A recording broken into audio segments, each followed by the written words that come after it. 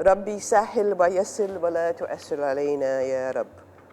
Oh my Lord, make it easy and make it simple and don't make it difficult for us. Muslims with progressive values are not always in agreement about the details, but one common principle forms the foundation of their thinking: human rights.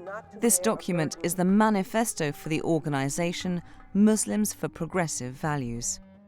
We'll examine the 5 most controversial points of their manifesto. First, identity. Who is a real Muslim? Who gets to decide? Because unfortunately you will find a lot of conservative groups who will say, you know, do you pray 5 times a day? Do you fast during Ramadan? Do you do this? They have all these hurdles that you have to jump through. And they will tell you, well, of course you have to jump through this because this is what being a Muslim is. And if you don't do these things, then you're not a Muslim. Everything from how observant or not you are to how you take your Islam out into the world is a deeply personal thing between you and God. I'm often asked in media appearances or in public appearances, you know, do you pray, do you fast? And I refuse to answer that question because that question is both a litmus test but also a way of putting me into a box because all these assumptions that come either from the yes or the no answer. But again, I think this is about this very fundamental understanding about who gets to say who is and who is not a Muslim. And in Islam, the answer is nobody.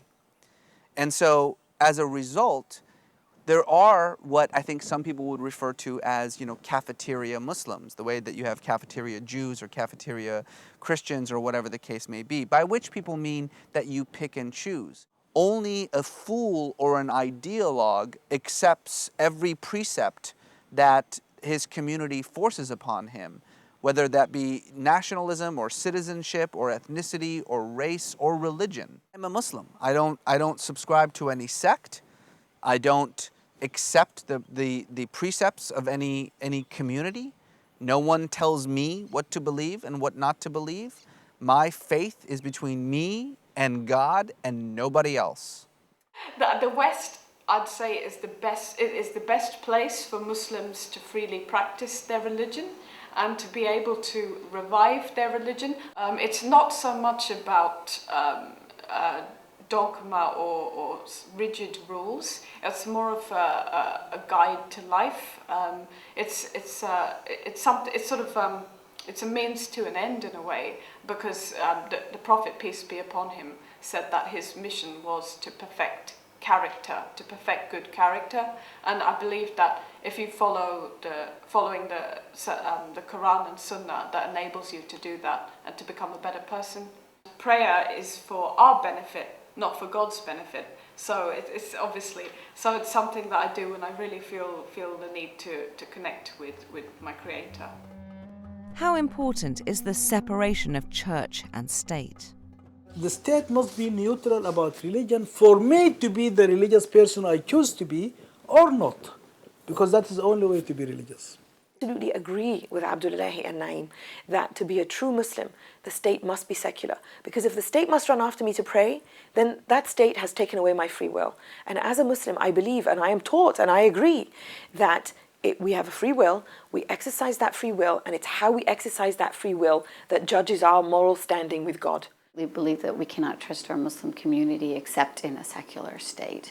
The forces of darkness and dogmatism are so overwhelming when we have a state in which there isn't a separation of church and state. Pakistan, was created with this very secular vision, and yet because it was created with this idea of Islam, of being an Islamic republic, it's just gone down into the dumps. I mean, the forces of religion think that they can have so much influence on issues of criminal punishment, governance, civil society, that they are oppressive and crushing.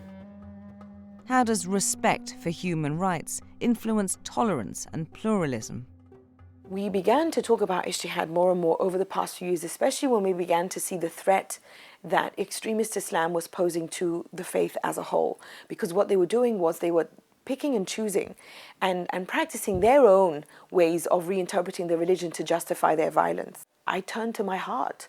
I turn to my conscience. I turn to my own personal relationship with God, where I no longer need someone to tell me what this verse means. I no longer need the permission of someone to think that this is right within Islam. And I think every Muslim should do that. Islam has given me the right to do this, because one of the things that we boast about is that we don't have a clergy that stands between me and God. We don't have a pope. But as someone so beautifully said it during one of these conferences that I go to, we have 1 million popes that stand in the way between me and God. At least, if you're a Catholic, there's one guy. He's in the Vatican. He's the one you direct your anger to. But with Muslims, it's so thousands upon thousands of clerics that stand between me and God. Why should this man, who, as one young Muslim said, is so often so much less educated than me, so much less in tune with today's world than me, why should he, and it's always he, never a she, why should he be the one that I go to ask me how I can live a life that is relevant today? I think that the future of Islam is certainly going to be in the hands of the vast majority of the Muslim world that is under the age of 35. Some estimates, 3/4 of Muslims. Certainly that's the case amongst the diaspora in North America and Europe. These young people are no longer influenced by the same political and social occupations of their parents' generation.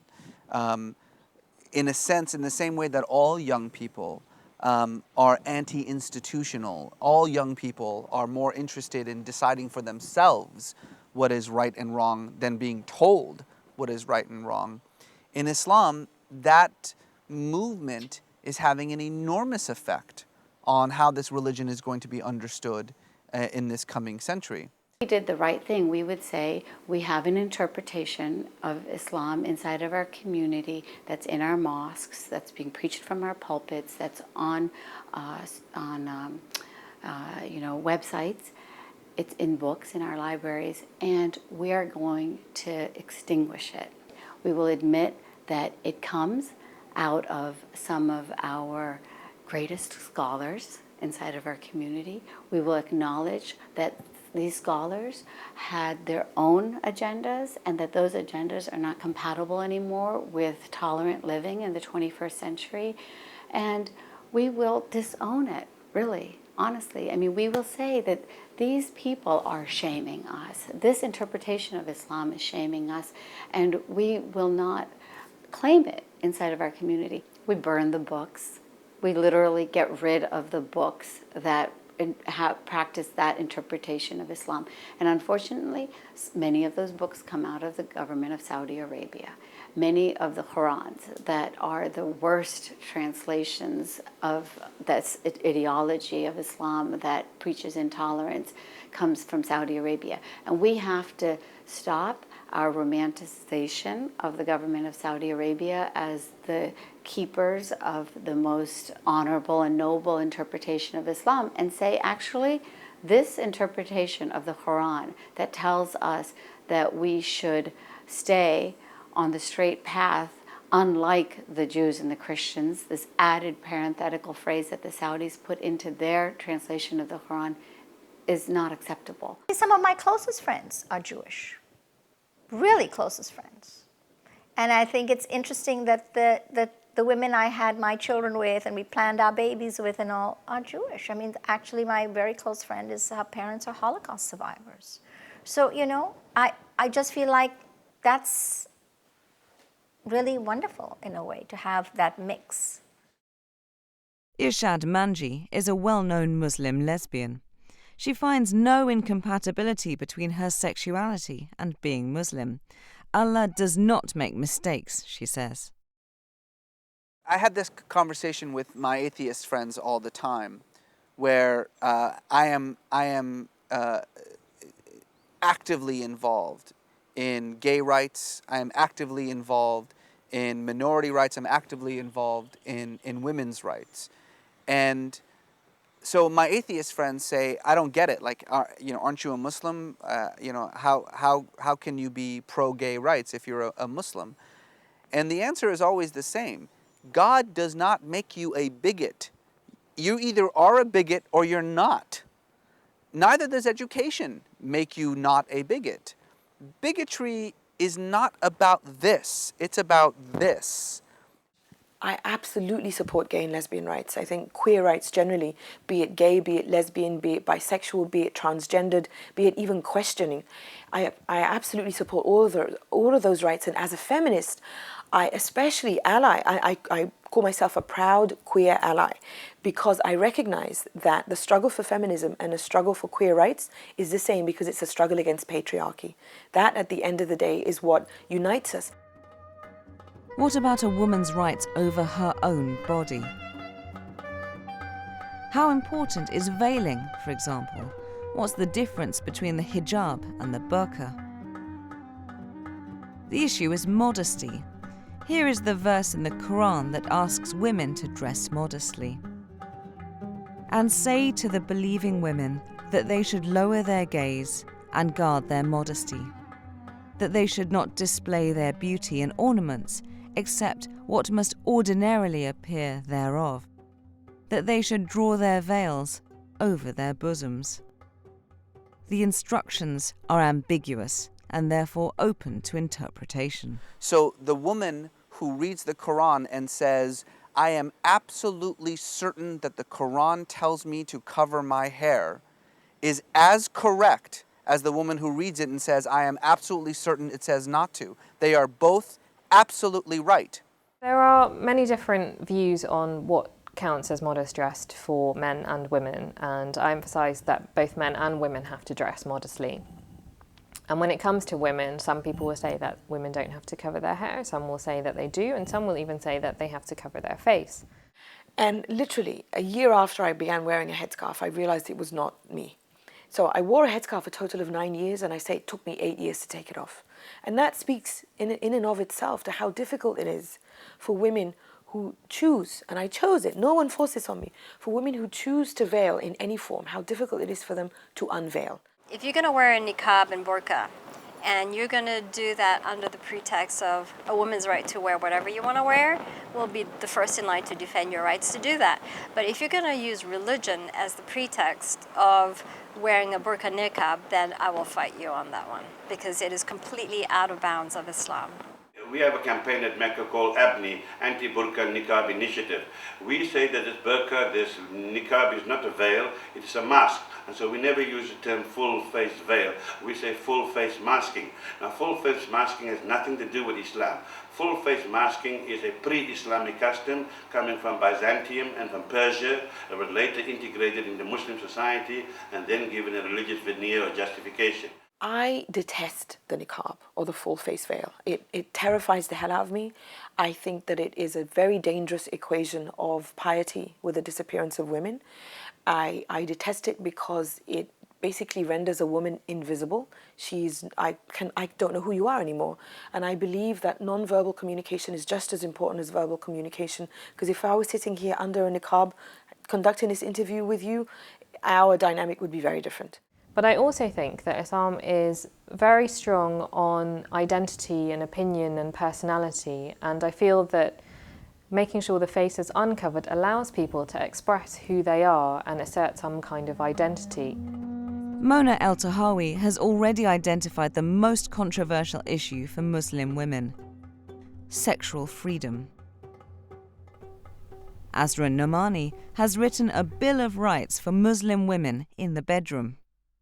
The Islamic Bill of Rights for women in the bedroom is an attempt to allow women in Muslim communities to own our own choices about our bodies and our hearts also. Our right to marry who we want to marry. Our right to be able to make choices about birth control, abortion, pregnancy, and even whether or not we want to have sex. I assert really clearly, our right to sexual pleasure, which is basically a rejection of this idea inside of many of our Muslim communities that something like the clitoris is the ownership of the community. From the mosque to the bedroom, from the public space to the private space, we can have self-determined lives. Perhaps the most important human rights issue is justice and fair treatment under law.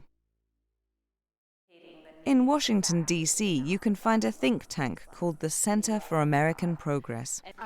Here they're holding a panel discussion on Sharia. The very word itself frightens Westerners because it makes them think of amputation and stoning. This panel discussion is co-sponsored by the Institute for Social Policy and Understanding. They assert that everyone is entitled to their own opinion, but not to their own facts. Islam is guided by principles of good conduct called Sharia. The laws themselves are called fiqh. There are several schools of fiqh, each one having different interpretations for how best to achieve compliance with the Quran and Sunnah. According to progressive Muslims, Sharia is not immutable and can be interpreted to comply with the demands of contemporary society. Unfortunately, what happens in the realm of political rhetoric is that opinions suddenly turn into facts, and people start to take these opinions and really believe in them and believe, that, high percentages of Muslims believe in, violent jihad and all of these types of things. So ISPU started after September 11th, anticipating the need for fact-based analysis on Muslims in the U.S. and abroad. And so our organization really aims to publish timely information based on sort of taking academic research and bringing it into the public spheres.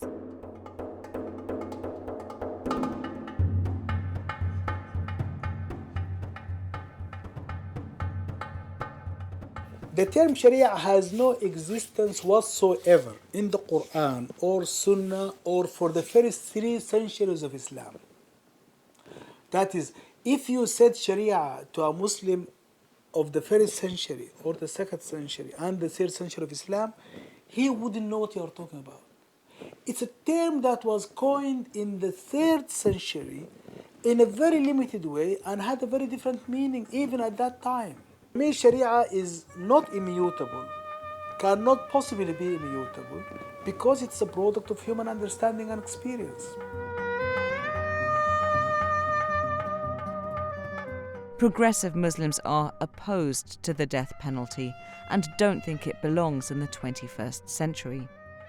They say all civilized people should campaign for its abolition. Tariq Ramadan has commented publicly on it.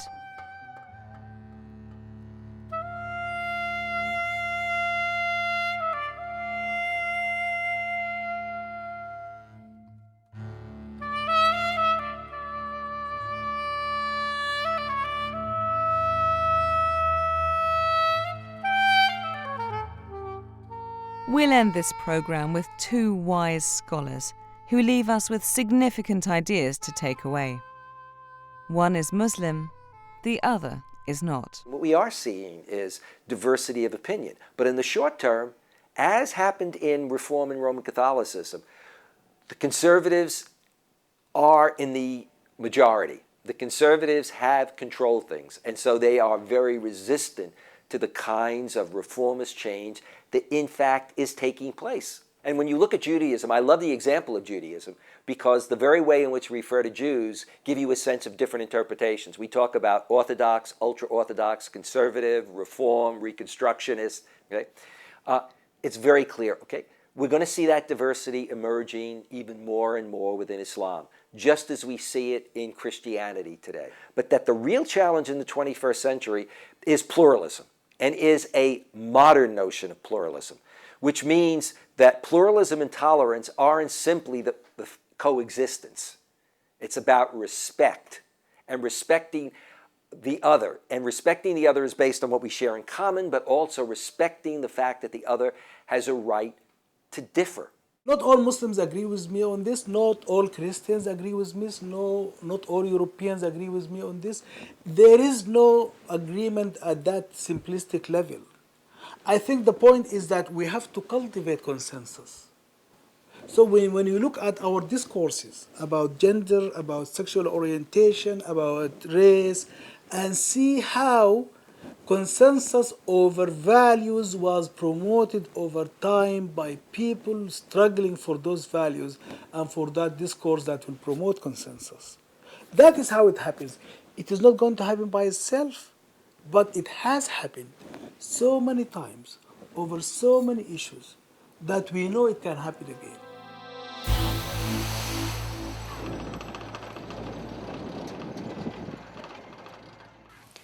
Thank you for your attention.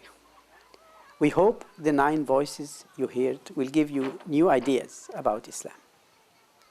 Goodbye, and as we say in Arabic, shukran wa ma'as salam.